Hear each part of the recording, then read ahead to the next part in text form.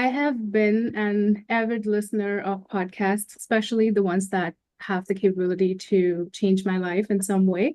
And I was specifically looking for podcasts by engineers, former engineers, or people in infrastructure industry. And luckily, I stumbled upon Dr. James Bryant's podcast.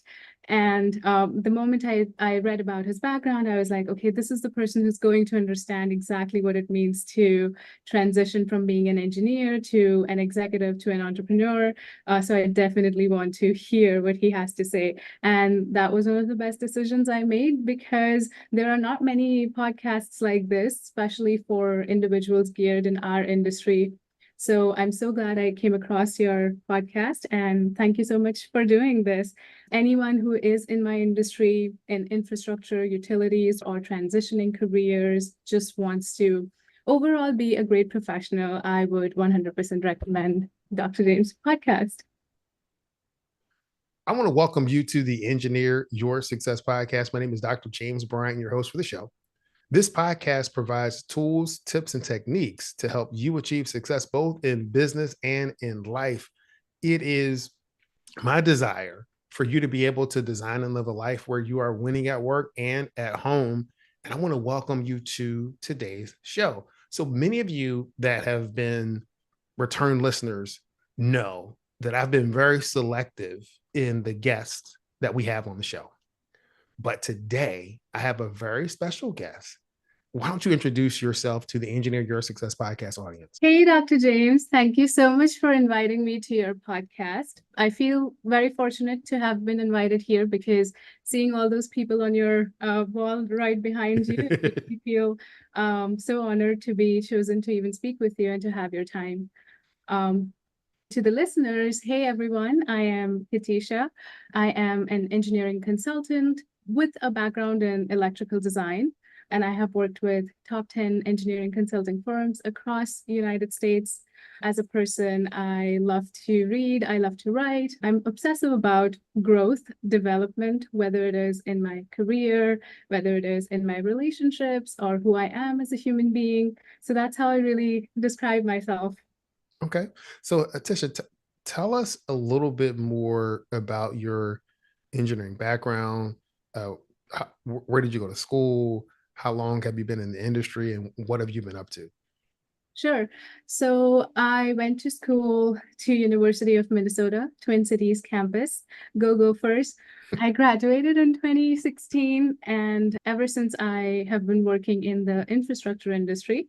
Over the years, I have taken on several roles, whether it is as a project manager or an engineering consultant, a project engineer, electrical designer, now as a licensed professional electrical engineer.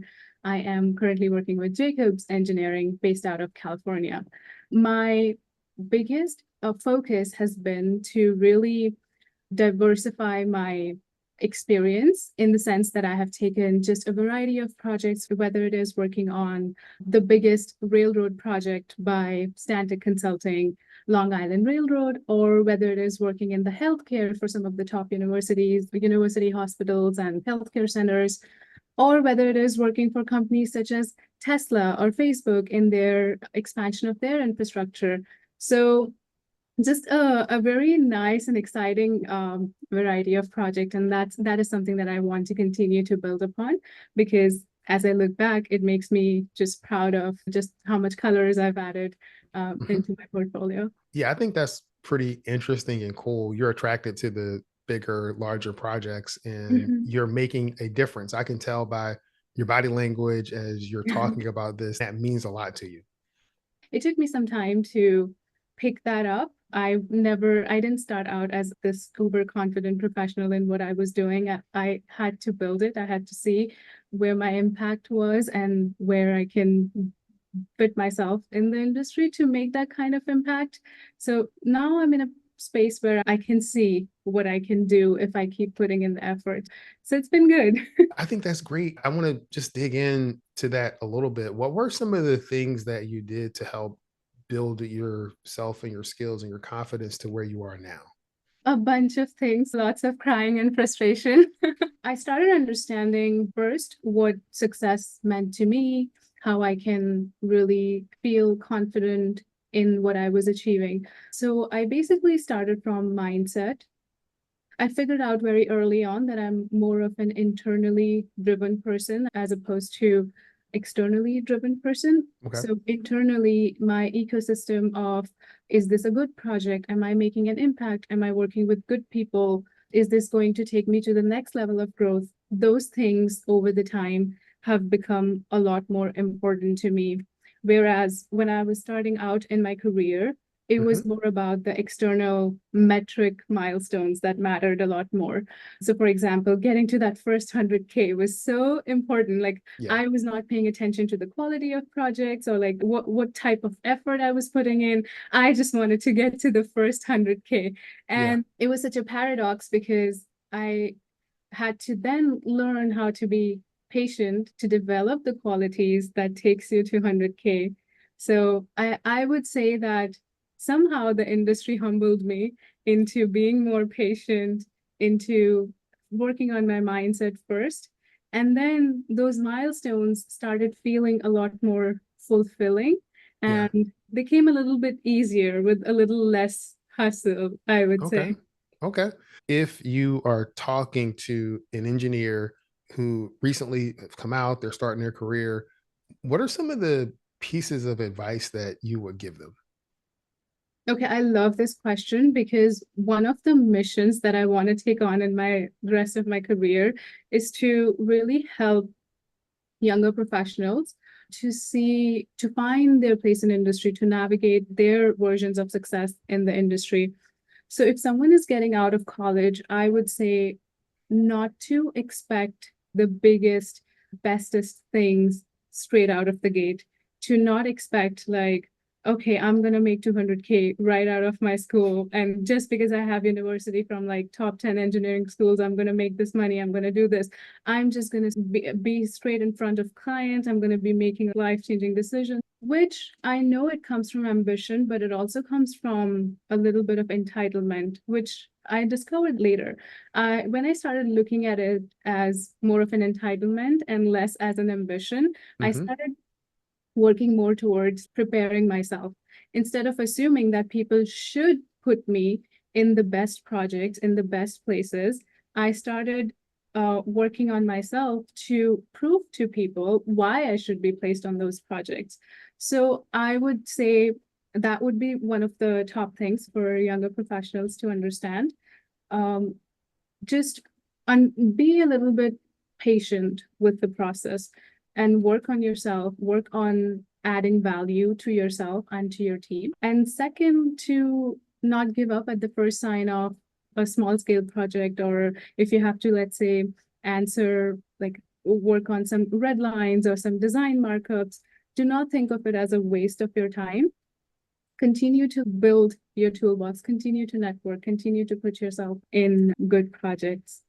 I think that is gold level advice because you are working and building on your skill set. And while you're doing that, you're building relationships with the people that you're working with.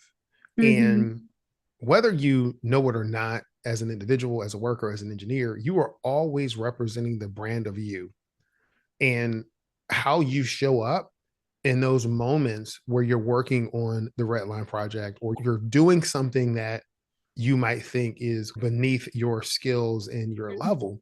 How you do that is also how you're going to show up and do the hard things when you Yeah, don't want to push and you don't want to do. It's not always about the limelight, but it is about the work that you put in on a day by day basis.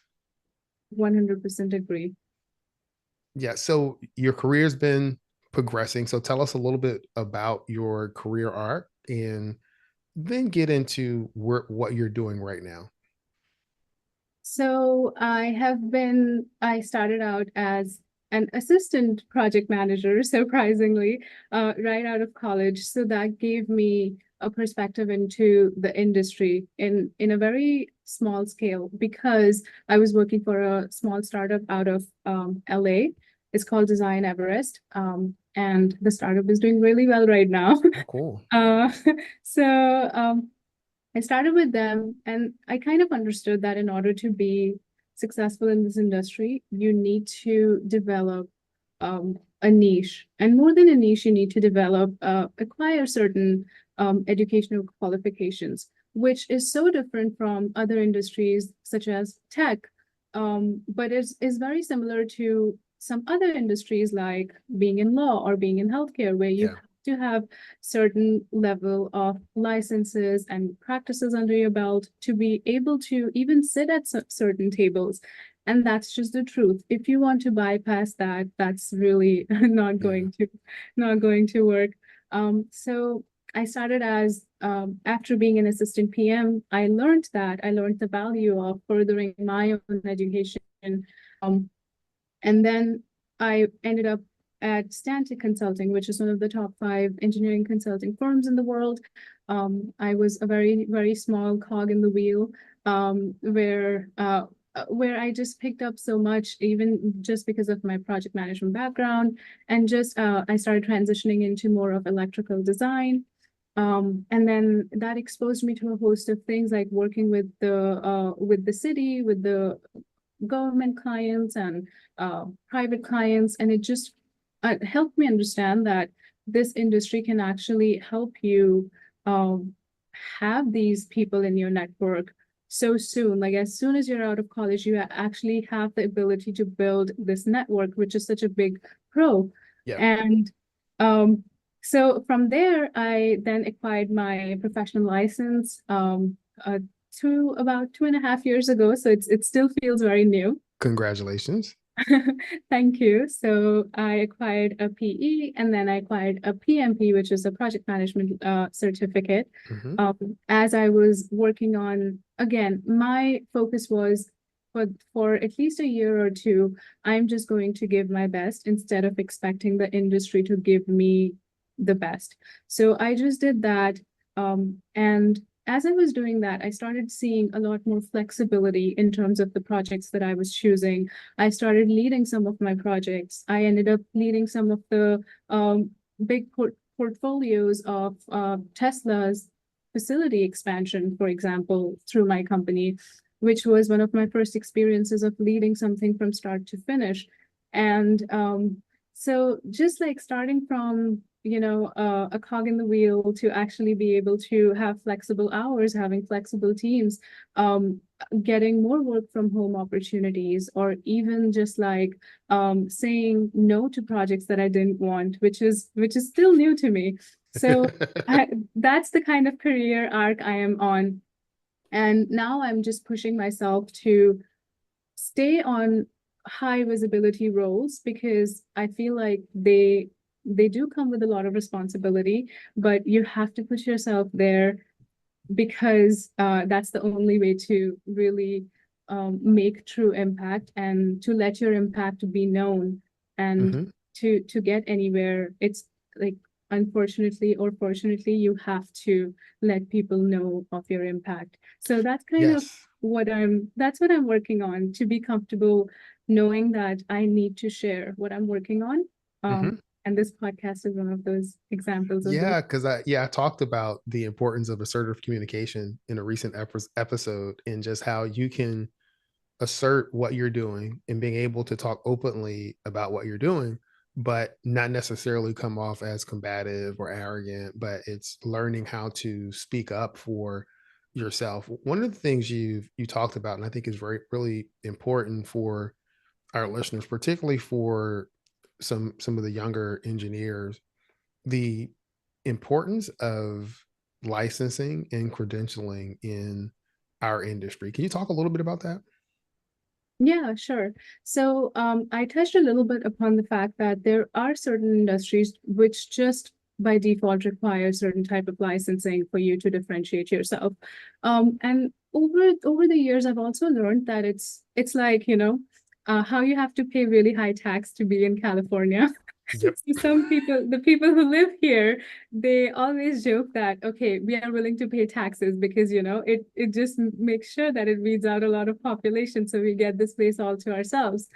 So it's kind of like that in the industry where do you really have what it takes to be in this industry? Because in the long run, if you actually end up in places of let's say management positions where you decide what projects to work on and what type of impact and influence you want to have, you need to really prove, at least to yourself and to others, that you're capable of making those level of decisions. I have learned to appreciate and even respect the process a lot more.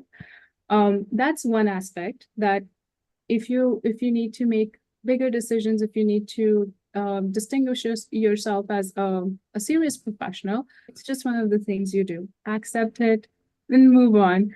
And then the next one would be your earning potential. It I know it's an important topic, and I hate that it's not really talked about a lot. Somehow talking about like income, earning, and like, being driven by earning potential is not seen very positively. But Yeah. every single human being in who has a career makes decisions based on that. Yep. So I would say that your earning potential definitely keeps going up, and it just increases year after year once you have your license. And that's just another big reason to do it. I know there's a certain cost involved with getting licensed, but for example, when I got my license, my company did not reimburse me for the license, but I immediately got like 12% increase in my Mm-hmm. salary. So to me, was it worth it? Of course. I mean, that's just, that was far outweighed the cost that I had spent on getting the license. Um, that's another thing. Third, if you're entrepreneurial, you have a lot more chances to do something of your own in the future. If you have a PE, you can hire great engineers, and you can partner with the network that you've built in this industry to start your own firm. So those are some of the top three benefits, and there are a lot more, I'm sure. Yeah, there are a lot more, and it just opens up a whole new world of opportunities, earning potential, the types of projects that you're going to be asked to lead, and just general opportunities become available to you when you do get your PA. And your story is very similar to mine. When I got my PE, got like a 10% raise, and it opened up the door for other managerial opportunities. Mhm. At the time, I was working for the Virginia Department of Transportation. So I started off in the private sector, then I went to the public sector. And of course, well, at that time, I took a pay cut to go from the private Mm. sector to the public sector, but that was more of a family decision. But then I was able to recoup that by getting my PE and taking advantage of the opportunities that were in front of me. Mm. Yeah, so So, exactly. Every time I see people in like the top management roles in any company, in our industry, mhm, I have always seen them, whether or not they are directly working on design fields or technical fields, they're technical PMs or something else, whether they're in operations, they always seem to have a PE or a PMP, at yep. least a PE, regardless of their role. So that's one thing to really take note of. If that industry inherently promotes and values people with that type of license, then maybe it's time to jump on the bandwagon. Yeah, no, no, no. I absolutely agree. I think it's an important piece, as Mhm. we talk to other engineers, as we talk to college students and interns and others, that this is an important piece to put on the board for yourself. This is an important goal for you to have, is to take the fundamentals of engineering exam and then take the professional engineering licensing exam. Those are two kind of key pieces to help continue to build a solid foundation for your career growth. The stronger Mhm. the foundation, the taller the structure that you can build. So if you're not Mhm. building a strong foundation, it will limit the trajectory of your career. It's like the redwood trees. Yeah. Yep. Yes. Yes. So, you know, one, thank you for coming onto the show. Thank you for talking about your career trajectory. You're absolutely great, and you're hungry for growth. Just listening Mhm. to you as you described yourself, but even as you describe your journey, it's growth, growth, growth, growth. I want growth. It And is. you don't strike me as the type of person that's not satisfied with what you've accomplished. It's more so I've accomplished it. It's great. All right, wonderful. Enjoy it for a moment. Now, what's the next thing? Where's the next place that I'm going to push to grow myself? Yeah, I think that's the right analysis. I used to be the person who would keep my ambition on the down low so that people don't, see me as hungry. But then over the time, it's just who I am. And I think it's much better and more fulfilling to just be who you are, because you then give permission to other people to be exactly who they are. Yes. What was there? Is there a story behind that? Was there a defining moment where you decided, you know what, this is just who I am and I'm going to show up authentically as myself? There are stories, multiple stories. Some of those are super personal. Maybe we can, that's like That's a off the yes, yes. podcast conversation. No But problem. but there were the the crux of the stories was that I realized the people that I was surrounded by, I was constantly being let down by them, or I was generally feeling disappointed by the conversations we were having, and I had to constantly hide how obsessed I was with growth, or with simplest of things like I want to go to the gym. I would have to sometimes hide it from the people because I don't want to come across as, oh, like why is she like miss skipping out on our like bar time together or something else. Yeah. I do know that people have different ways, different definitions of fun and fulfillment. So to each one their own.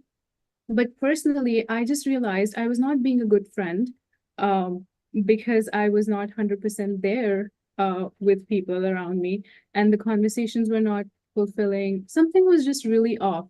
So I Yeah. just started completely decluttering, like, conversations, Yeah. like the connections and everything, just to, not because I think that they were irrelevant or whatever, but I realized that they were not the perfect match for who I was, who I wanted to become. Hmm. And the biggest thing is it was my fault, because I was hiding who I was. I was trying to fit in. I was trying to be a good friend, and I was trying to just like hide a lot of things that genuinely did inspire me. So then when I started being more and more of who I was, just sharing a lot more about my interests, people who matched that came into my life. Yep. People who talked about ambition on like just openly, and shared the things that I would share my dreams, and people, there were people in my life. There are people in my life now who can tell me, that that's not good enough. You can do so much better. Like, do better. Like, think better. And now I'm just like, wow, that's how it feels. Okay. Yeah. Yeah. So that's how it feels to be pushed. But it's a good feeling, because it took me a long time to find this place. So now I'm at least a lot more satisfied and feel like I'm being true to myself. No, I think that's wonderful in that you are able to get to the point to say, I need to figure out how I can just be me. Yeah. Um, and when you are just being you, you will attract those people that are attracted to that lifestyle, that are attracted to the topics that you're talking about. And the interesting thing is that when we hide ourselves, we attract those people that are attracted to that, what we're presenting, Mm-hmm. and so then when we want to authentically be ourselves, we're like, well, none of my friends seem to be there. Well, that wasn't what you were putting out there in terms of how you were, who you were, what you thought about when they entered into your life.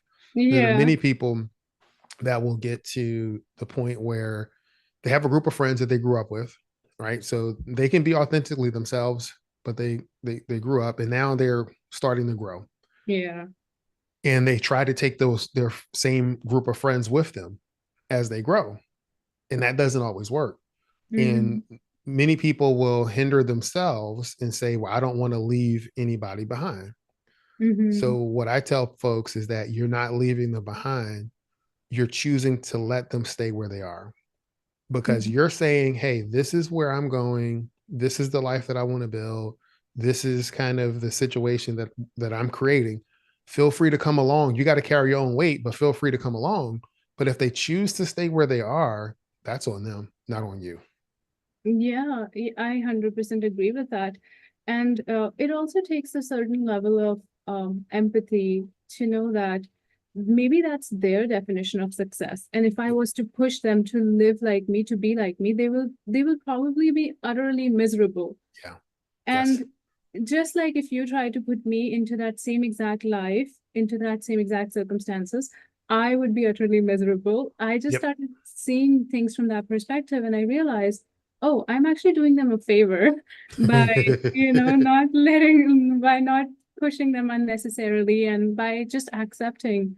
And to me, it doesn't necessarily mean ambition or like, show me like how your success metrics. And it's not really about that.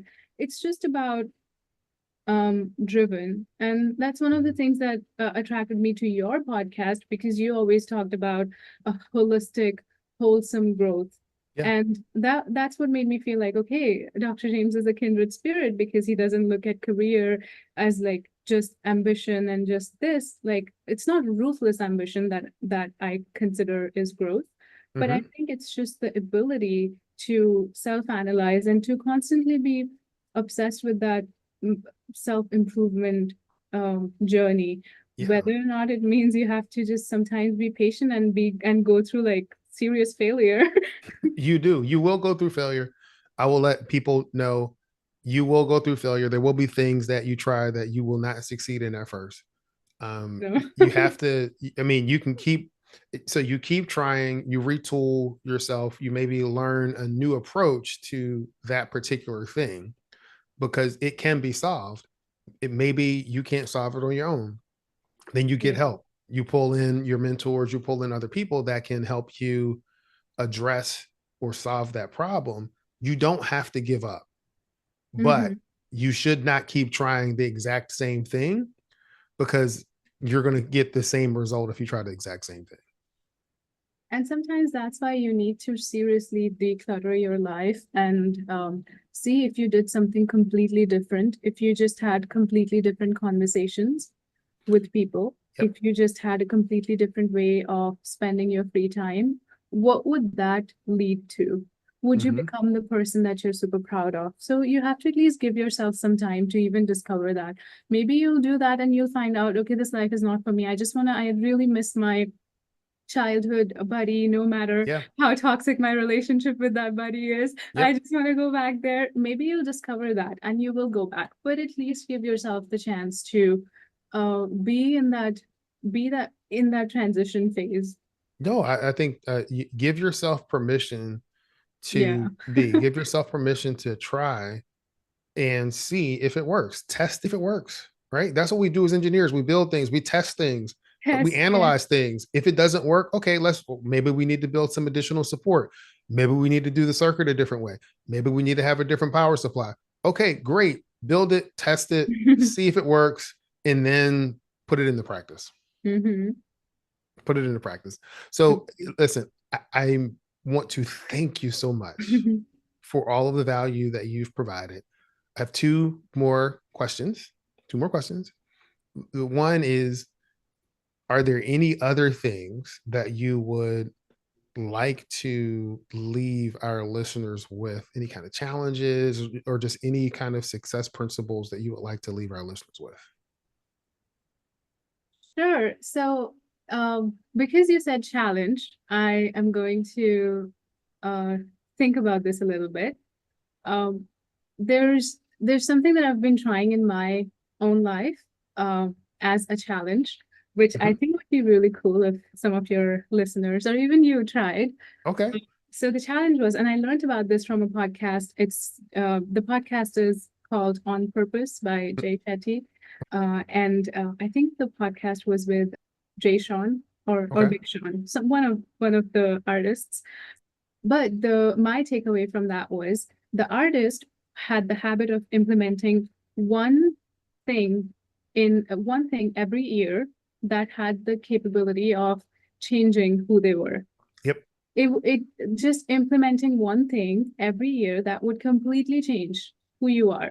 Like there is going to be like, pre that thing and post that thing version of you. To me, for example, in 2021, up until 2020, I was really into like health, wellness, fitness. I was an athlete in school, so that kind Okay. of like carried over. But in 2021, I became really serious about like implementing a routine. So that was one thing that changed my life in 2021. In 2022, it was getting the professional engineering license. Okay. And then, subsequently, like there have been things, like one thing every year that I do know has challenged me, or it could just be something small. Let's say you pick up drinking water as like the one thing that you're just going to absolutely crush this year. And, One thing. one thing so that Okay. just changes you a little bit as a person. So that's one challenge that I would be Okay. happy to All have right. you users try. Yeah, yeah, yeah. I will try it. I will talk Yay. about it in future podcasts as well about the one thing. I don't know what my one thing is going to be yet. I'll have to think about what I can that help one you thing come is up going to with be. some. I have to think about what that one thing is going to be. But I Hmm. like the concept because what you're doing is you're just building that into your life. Many people think that success is about the end result, but it's really about the journey and who you become in the process of achieving that success. And so by implementing this one thing that you're talking about each year, you are literally changing who you are. And the Hmm. new version of you, the improved version of you shows up to the next year. And then you build on that and you keep building and you keep building. Yeah, it's like what they say that the destination is temporary, but who you become is going to be permanent. That's Yes. who you carry. Yep. So it's like it's the biggest investment you can make. Yes. The biggest investment that you can make. And so now I'm going to, this is my last question, and that is, do you have any questions for me? So I'm going to turn this around. You are now the host. What questions do you have for me? Okay. So the question that I have for you is, what is your, if you feel comfortable sharing, what is your biggest vision for your podcast and for your business? Like, what is like the most audacious dream that you have for this? Ooh, that is pretty cool. I mean, part of it because there are many different types of clients that we serve, but ultimately it goes back to what I talk about, empowering leaders, specifically those with an engineering background, but empowering leaders with the tools that they need to design and live a life where they're winning at work and at home. So Mm-hmm. that's like a primary thing. The other thing, and I don't have any like numbers in terms of the size of audience and all of this, but the thing that really resonates with me is this whole concept that engineers are people too, Mm-hmm. and being able to speak to the person behind the Mm-hmm. facade or behind the profession of the engineer, being able to let them know that it's okay for them to be seen, to be heard, Mm-hmm. that they're valued, and that they're worthy. I'm 100% sure that you did that to so many others, just like you did that to me by letting me be on this podcast. So yeah, I can see you already well on your way to your goal. Yeah, and I mean, I'm going to expand it. I have different visions of what I want to do in terms of revenue growth and business Mm-hmm. impact. But what it all boils down to is being able to touch engineers, scientists, people with that background at the person level to let them know that they're appreciated, that they're worthy, and Mm-hmm. that it's okay for them to have an insatiable appetite for growth like you do. Like that's Mm-hmm. okay. That's Yeah. great. And if they don't, that's okay too. Yeah. Because it depends on how they define success. The only issue that I would have for the person that doesn't have goals or doesn't have the same appetite for growth is the reason why. Is there Mm-hmm. something getting in the way where they think they're not worthy of that growth? Are they sabotaging themselves? Because some people fear failure, other people fear success. So things start going well, all of a sudden that's not good. No, that's great.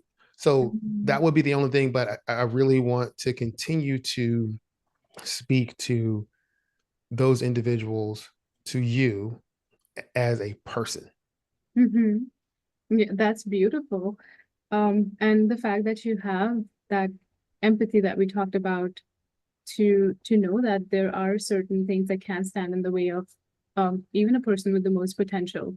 Yep. Um, Yep. yeah. Well, thank you for that question. Woo, I wasn't expecting that one. So now I know how else feels when I come up with a When they're question questioned, and they now have you know, to Dr. James. yeah, and they have to answer, like but no, thank you so much. And I'm going to end this podcast like I end every podcast episode, and that's this. Many people know what to do. Fewer people know how to do it, but there is a select group of people that actually follow through, do it, and are doing great things in their career and in their life. And I want to thank you for being part of select few. Thank you so much. Thank you.